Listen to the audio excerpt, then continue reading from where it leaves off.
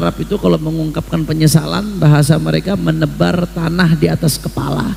Saking nyeselnya, tebarlah tanah di atas kepalamu. Saking nyeselnya, segera nyesel atas apa yang kamu lakukan.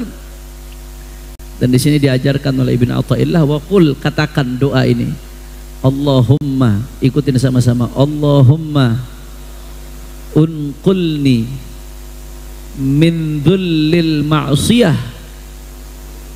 ila izzit ta'ah. Yang artinya, ya Allah, segera pindahkan aku ya Allah dari hinanya maksiat kepada kemuliaan taat. Karena jawab yang kompak coba, yang memuliakan kita dengan ketaatan siapa? Yang memuliakan kita dengan ketaatan siapa? Yang memberikan kita taufik untuk mendekat kepadanya siapa? Yang menghinakan kita dengan kemaksiatan juga siapa? Berarti satu-satunya yang bisa menyelamatkan kita siapa? Allah. Kamu kalau udah mau tenggelam dalam dosa tuh kamu udah mau mati. Maha carilah pertolongan, yang bisa menolongmu hanya Allah. Maka selalu mohon kepada Allah, ya Allah muliakan aku dengan ketaatan, ya Allah jangan hinakan aku dengan kemaksiatan, ya Allah. Makanya diantara doa yang diajarkan, ini doanya Sayyidina Al-Faqih Muqaddam Muhammad bin Ali Ba'alawi. Ya, silahkan nanti dari majelis ini silahkan bisa buka, kalau yang ada punya aplikasi Ba'alawi, ya ada aplikasi Ba'alawi namanya.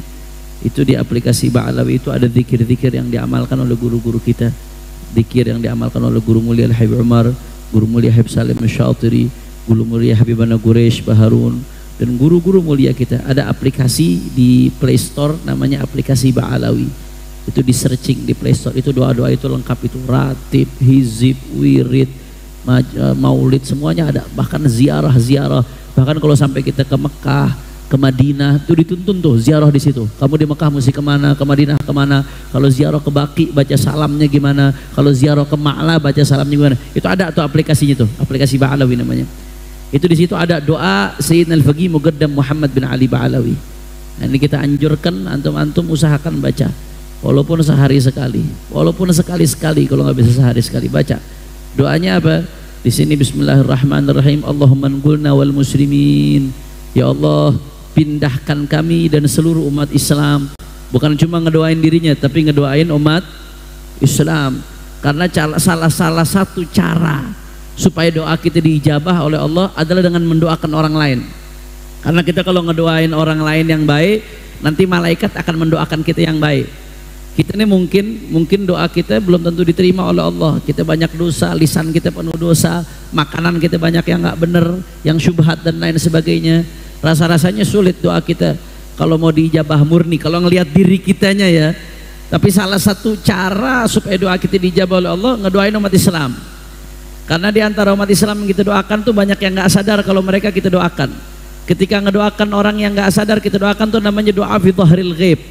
Mendoakan orang tanpa orang itu tahu, itu doa mustajab.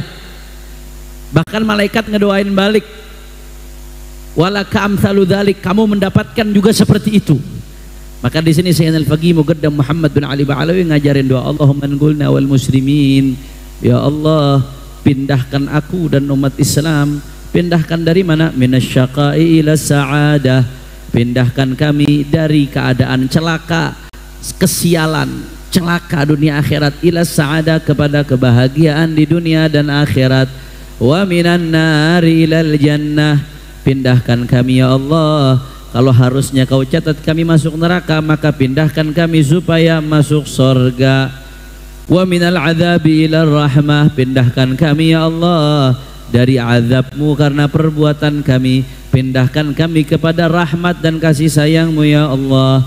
Wa minadz-dzunubi ilal maghfirah. Pindahkan kami ya Allah dari dosa-dosa yang kami lakukan kepada ampunanmu ya Allah. Wa minal isaati ilal ihsan. Pindahkan kami ya Allah dari perbuatan buruk kepada perbuatan baik. Wa minal khaufi ilal aman. Kami semua punya rasa takut dalam hati kami ya Allah. takut miskin, takut susah, takut sengsara, takut celaka, takut su'ul khatimah, takut masuk neraka, takut kepada musuh-musuh kami. Ya Allah, pindahkan kami dari rasa takut kepada rasa aman ya Allah. Mudah-mudahan Allah kasih ini semua kepada kita. Wa minal faqri ilal ghina. Ya Allah, pindahkan kami dari kefakiran, yang mana kefakiran itu bisa menyebabkan kepada kekufuran, kufur nikmat. Ya Allah, yang fakir di antara kami jadikan kaya ya Allah. Wa minadz-dzulli ilal izzi. Nah ini nih. Dan pindahkan kami dari hinanya dosa ilal izzi, kepada mulianya ketaatan kepada Allah. Wa minasyarri wa minal ihanati ilal karamah. Ya Allah, pindahkan kami dari kehinaan kepada kemuliaan. Wa minadh-dhiqi ila sa'ah. Pindahkan kami dari kesempitan kepada kelapangan. Bukan hanya sempit urusan dunia, termasuk sempit hati. Hati sempit ini bahaya. Sumpah hidup hati sempit, nggak ada enak-enaknya. Walaupun dunianya luas, hatinya sempit, nggak ada enak-enaknya. Wa minasyarri ilal khair. Pindahkan kami dari keburukan kepada kebaikan. Wa minal usri ilal yusr. Yang sulit-sulit pindahkan jadi mudah ya Allah. Wa minal idbari ilal iqbal. Yang berpaling darimu ya Allah, pindahkan sehingga bergegas menujumu. Wa minas saqami ila sihah. Pindahkan dari yang sakit menjadi sehat. Wa minas sakhati ila ridha. Yang harusnya mendapat murkamu, pindahkan menjadi mendapat ridhamu ya Allah. Wa minal ghaflati ilal inabah. Yang tadinya lalai, pindahkan jadi orang yang taat kepadamu, yang selalu kembali menujumu ya Allah. Wa minal fatrati ilal ijtihad. Yang masih males-malesan, pindahkan ya Allah jadi semangat ibadah. Wa minal khidlani ila taufiq. Yang tadinya masih engkau hinakan dia, tidak mendapatkan taufik, pindahkan sehingga mendapatkan taufik ya Allah. Wa minal bid'ati ila sunnah. Yang masih suka melakukan bid'ah, pindahkan supaya menjaga sunnahmu ya Allah. Wa minal jawri ilal adal.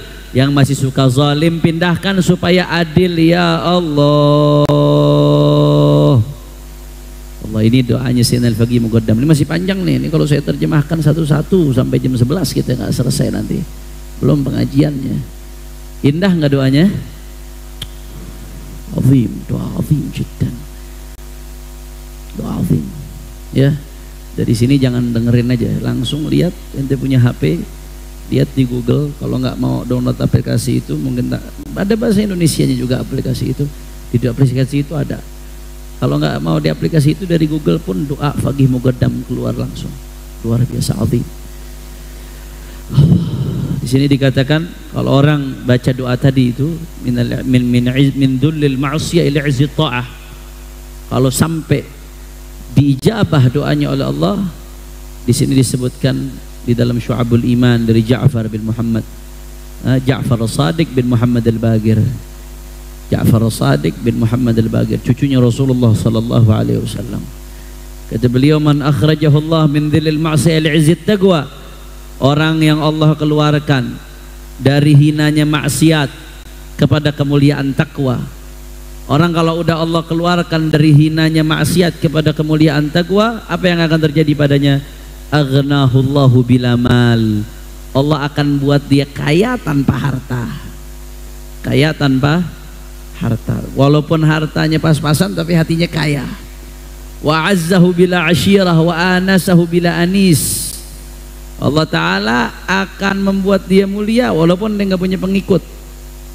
Allah Ta'ala akan membuat dia nyaman walaupun gak ada yang nemenin. Walaupun gak ada teman yang nemenin dia, tetap dibuat nyaman oleh Allah Ta'ala.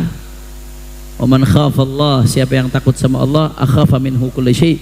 Allah akan buat hal-hal yang lain takut kepada dia. Wa man lam yakhafillah, tapi siapa yang gak takut sama Allah, akhafahu min kulli syai', maka dia akan dibuat takut terhadap segala sesuatu. Na'udzubillah min dzalik. Kira-kira jelas atau tidak? Nah, jadi ketika kita udah danger, udah hampir mati, udah mau tenggelam, ya minta pertolongan Allah. Allah yang maha menolong kita. Nah, kemudian Ibnu Athaillah di sini ngasih salah satu trik. Di antaranya kalau kita udah dalam keadaan penuh maksiat, berarti kita tuh punya hajat yang mendesak. Ini bicara hajat. Kita punya hajat yang mendesak supaya ditolong oleh Allah Ta'ala. Maka apalagi diantara caranya supaya hajat itu digabul, wazur daraihal awliya salihin, ziarahlah kuburannya para wali-wali Allah dan orang-orang saleh. Nah, kadang-kadang kalau udah bicara ziarah nih ada yang mulai kepanasan. Wah, bid'ah itu nggak sesuai dengan ajarannya Rasulullah. Ini begini itu bid'ah, itu minta sama kuburan dan lain sebagainya. Hati-hati, jangan sembarang ngomong ziarah kuburan. Itu pertama, kita nggak bicara ziarah wali dulu, ziarah kuburan dulu. Ziarah kuburan itu hukumnya sunnah. Ziarah kuburan itu hukumnya sunnah dari Rasulullah sallallahu alaihi wasallam. Kata Rasulullah sallallahu alaihi wasallam, kuntu nahaitukum an ziyaratil kubur ala fazuruha. Kata Nabi, aku dulu ngelarang ziarah kubur untuk kalian. Kenapa? Karena baru awal-awal Islam. Kesyirikan masih dominan, masih di mana-mana, umat Islam masih dikit, akidah belum kuat. Akhirnya yang ziarah-ziarah kubur khawatirnya malah mintanya kepada selain Allah. Takutnya ada yang menyembah selain Allah. Awal-awal dilarang sama Nabi.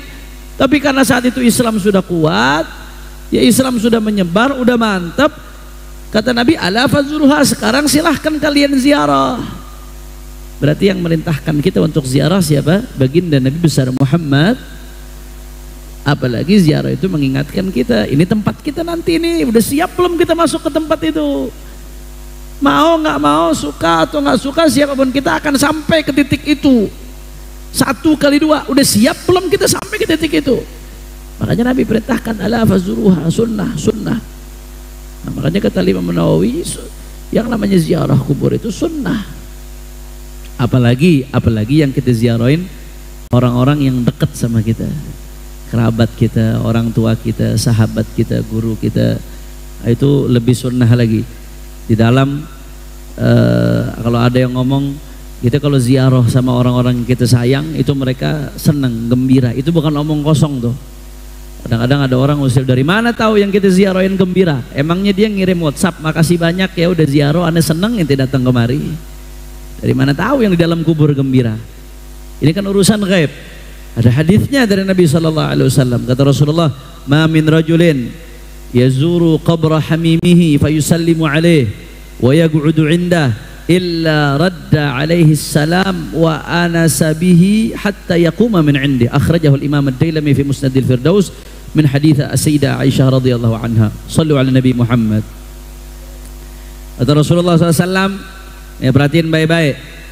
Kata Nabi sallallahu alaihi wasallam sebagaimana hadis riwayat Sayyidah Aisyah, tidaklah seseorang ziarah kubur sahabatnya, orang yang dekat sama dia, atau sahabat, kerabat, orang yang dekat sama dia yang dia cintai, fayusallim alaih, kemudian yang ziarah ini salam kepada yang dalam kubur, assalamualaikum ya ahlil kubur, assalamualaikum warahmatullahi rabbina alaikum maghfiratu rabbina alaikum. Dia ngucapin salam, assalamualaikum kepada yang dalam kubur, atau salam sebagaimana yang diajarkan Rasulullah sallallahu alaihi wasallam. Wa yaq'udu 'indah, kemudian yang ziarah ini duduk di samping kuburan itu, kuburan orang yang dia cintai. Apa kata Nabi sallallahu alaihi wasallam? Illa radda alaihi salam, kecuali yang di dalam kubur itu akan menjawab salam dari orang yang datang ziarah. Cuman kita nggak dengar. Kalau dengar kabur urusannya. Ada baiknya ente nggak dengar, kalau dengar kabur nanti, nggak semuanya siap dengar itu jawabannya. Wa anasa bihi hatta yaquma min 'indih, dan orang yang dalam kubur itu merasa nyaman, merasa senang. Sampai kapan? Sampai orang yang datang buat ziarah itu bangun dari kuburan tersebut. Shallu ala Nabi Muhammad. Jadi jangan dianggap enteng ziarah kuburan orang yang kita cintai. Di dalam riwayat lain disebutkan saat-saat paling menggembirakan bagi mereka ahlul kubur, di antaranya selain ketika mendapatkan kiriman doa. Di hadis lain Imam Haddad mengutip hadis tersebut di dalam kitabnya Sabilul Iddikar wal I'tibar fima yamuru 'alal, ketika diziarahin sama orang yang dicintai oleh dia. Itu paling senang tuh orang dalam kubur. Orang yang dalam kubur paling girang, paling senang ketika diziarahin sama orang yang dia sayang, yang dicintain. Itu saat-saat yang paling menggembirakan buat dia. La ilaha illallah. Makanya jangan malas-malas ya. Kalau bisa ziarah sama orang tua, sebisa mungkin ziarah orang yang kita sayang. Semakin kita sering ziarah, semakin membuat mereka gembira dan senang. Nah ini ziarah orang biasa nih, apalagi ziarah orang saleh. Apalagi ziarah orang saleh, lebih dianjurkan lagi. Nah, karena memang kita diperintahkan untuk datang ke orang-orang alim, orang-orang yang dimuliakan oleh Allah, kekasih-kekasihnya Allah Ta'ala. Dan kita diperintahkan datang, Allah Nabi nggak ngebatasin antara yang hidup dengan yang mati, yang sudah wafat, nggak ada batas. Ya orang saleh itu luar biasa manfaatnya. Nih diantaranya keterangan para ulama. Al-Imam Al-Zahabi dalam kitab Siyar A'lamin Nubala itu menyebutkan riwayat tentang Sayyidatuna Nafisah. Sayyidatuna Nafisah ini binti Zaid ibnu Hasan ibn Ali ibn Abi Talib karramallahu wajhah, wa Fatimah Zahra bintu Rasulullah sallallahu alaihi wasallam. Sayyidatuna Nafisah cucunya Rasulullah, di Mesir kuburannya. Sayyidatuna Nafisah binti Zaid bin Hasan ibn Ali bin Abi Talib wa Fatimah Zahra bintu Rasulullah sallallahu alaihi wasallam. Ini Imam Az-Zahabi. Imam Az-Zahabi ini termasuk ulama yang karyanya banyak dikutip juga sama orang-orang yang anti ziarah wali kadang-kadang. Imam Az-Zahabi dalam kitabnya di sini ketika menyebutkan Sayyidatuna Nafisah, apa kata beliau? Ya, As-Sayyidah Al-Mukarramah ibnatu Amiril Mu'minin Al-Hasan ibn Zaid binti Hasan bin Zaid ibn Sayyid As-Sibt Nabi sallallahu alaihi wasallam Al-Hasan bin Ali radhiyallahu anhuma. Wa qila kanat minas salihat al-awabid wad du'a mustajabun 'inda qabriha bal wa 'inda quburil anbiya was salihin. Shallu ala Nabi Muhammad. Kata Imam Az-Zahabi, Sayyidatuna Nafisah bint Al-Hasan bin Zaid bin Hasan bin Ali bin Abi Talib Fatimah Zahra bint Rasulullah. Ini kata Imam Az-Zahabi, ya kanat minas salihat al-awabid. Dikatakan bahwasanya Sayyidatuna Nafisah ini termasuk perempuan-perempuan salihah, al-awabid yang ahli ibadah. Ini menariknya nih testimoni dari Az-Zahabi. Wa du'a mustajabun 'inda qabriha. Dan doa digabul oleh Allah di kuburannya Sayyidatuna Nafisah. Yang ngomong siapa? Imam Az-Zahabi. Ya wajar. Gimana nggak wajar? Kalau disebutkan inda dzikri salihin tatanazzalur rahmat. Ketika disebutkan orang-orang saleh turun rahmatnya Allah. Kalau disebut aja orang soleh itu turun rahmat Allah, apalagi kuburan dia, tempat jasadnya, tempat dia mendapatkan nikmat kubur, tempat dia mendapatkan buah dari apa yang diamalkan selama hidup di dunianya. Kuburnya orang soleh kan taman sorga. Taman sorga itu tempat turunnya rahmat. Kalau nyebutin orang soleh aja turun rahmat, apalagi tempat jasadnya orang soleh. Kira-kira jelas apa kagak? Saya mau tanya, kira-kira kalau tempat turunnya rahmat, tempat hujan rahmat, di tempat itu kita doa digabul nggak sama Allah? Dikabul. Di dalam fatwanya Majelis Ifta Mesir, itu diantara dalil ziarahnya orang soleh, kuburan orang soleh kan tempat turunnya rahmat. Dan Allah itu merintahkan kita untuk doa di tempat-tempat turunnya rahmat. Di Multazam disuruh banyak doa, di Arafah disuruh banyak doa, di tempat-tempat turunnya rahmat tuh disuruh banyak doa. Kenapa? Karena memang di tempat turunnya rahmat itu doa-doa diijabah, potensi diijabahnya doa lebih besar. Di antara tempat turunnya rahmat kuburannya orang saleh. Kalau nyebutnya aja bisa bikin turun rahmat, apalagi kuburannya tempat jasad dia. Makanya wajar kata Imam Az-Zahabi, ya wa du'a mustajabun 'inda qabriha. Dan doa-doa diijabah oleh Allah di kuburannya Sayyidatuna Nafisah bintil Hasan bin Zaid ibn al-Hasan as-Sibit wa Ali bin Abi Talib wa Fatimah az-Zahra bintu Rasulullah sallallahu alaihi wasallam. Bal, kata Az-Zahabi, bukan hanya di kuburannya Sayyidatuna Nafisah, wa inda kuburil anbiya was salihin, ziarah kubur itu juga Allah doa-doa juga Allah ijabah ketika kita ziarah kuburnya para nabi dan kuburnya orang-orang saleh. Nah, makanya nggak sembarangan guru-guru kita tuh ngajarin tirakat. Inti ada hajat apa ziarah kubur tuh nggak sembarangan, ada dasarnya. Guru-guru kita bukan orang bodoh. Para guru-guru itu tuh bukan orang bodoh. Begitu juga Al-Imam Ibrahim Al-Harbi ketika menyebutkan terjamat Ma'ruf Al-Karhi. Al-Imam Al-Zahabi ini ketika menyebutkan terjamah biografinya Ma'ruf Al-Karhi. Ma'ruf Al-Karhi juga orang saleh. Ma'ruf Al-Karhi juga orang saleh. Mungkin Habibanna Quraisy ketika ngajar Tanbihul Muqtarrin itu banyak disebutkan nih Ma'ruf Al-Karhi. Karena termasuk salafun saleh Ma'ruf Al-Karhi. Orang saleh. Apa kata Ibrahim Al-Harabi sebagaimana dikutip oleh Al-Zahabi dalam Syiar Al-Munawwarah? Gala gabrun ma'rufun at-tiryaq al-mujarrab. Ini kuburannya Ma'ruf Al-Karhi, kuburan yang mujarrab. Mujarrab. Artinya apa mujarrab? Doa di situ diijabah oleh Allah Taala. Mujarrab. Makanya Imam An-Nawawi dalam Al-Adhkar An-Nawawiyah mengatakan wa yustahabbul iktsar min az-ziyarah. Dianjurkan memperbanyak ziarah selain mengingatkan mati, juga tadi itu turun rahmatnya Allah. Wa an yakthural wuquf 'inda quburi wa an yukthiral wuqufa 'inda quburi ahli khair wal fadl. Kata Imam Nawawi dalam Al-Adhkar, dianjurkan kita banyak ziarah kuburannya orang-orang saleh, orang-orang baik, orang-orang yang memiliki istimewaan, itu dianjurkan kata Imam Nawawi. Al-Imam Ibnul Jazari sebagaimana di dalam kitab Tuhfatul Dzakirin Imam Asy-Syaukani, Imam Al-Jazari sahibul Hisn Al-Hasin itu mengatakan wa jurriba istijabatud du'a 'inda kuburis salihin. Mujarrab itu berarti udah dicobain secara berulang-ulang. Orang-orang soleh, para aulia ini udah nyobain, udah membuktikan sendiri. Mujarrab itu doa diijabah manjur ketika ziarah kuburnya orang-orang saleh. Kira-kira jelas apa kagak?